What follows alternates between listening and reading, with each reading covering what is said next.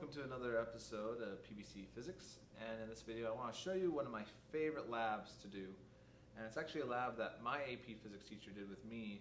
Her name's Jessica Rodriguez. I don't know if she was the first one to do it or what, but it's a great lab to demonstrate projectile motion. So what you're going to need, and what the goal of the lab is you're going to need these half pipe PVC pipes. I'll explain how you make these in a second.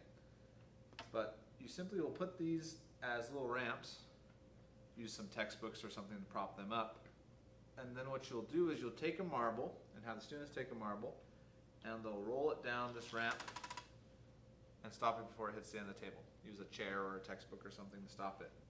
So what the goal of the students is to figure out how fast it's going when it leaves the table. And then they are trying to hit a target that is placed on the floor. Now I have this little side table here, so I'll just place it here.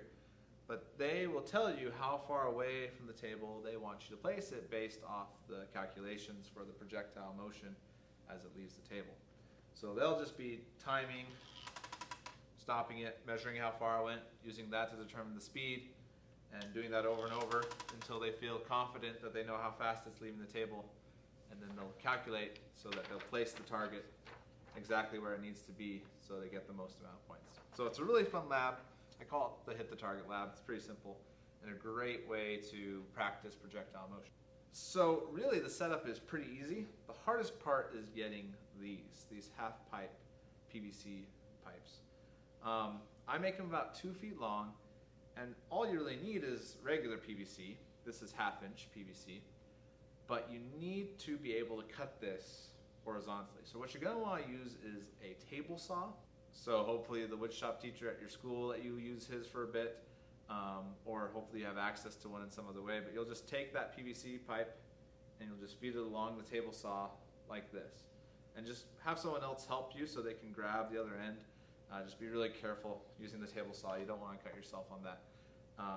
And then also you're going to want to sand down these edges with some sandpaper to get rid of some of the grooves and stuff that can actually cut the students. You want that to be relatively soft so you don't have any injuries there. So once you have these, they're really nice to have because they make good ramps. I do a couple of other labs with these and the marbles, and they're just really simple. They're pretty sturdy and they just work well. So I highly recommend taking the time to make these, and so that you can also do this lab. But that's pretty much it. Check out the lab that comes with this video, and thank you for watching.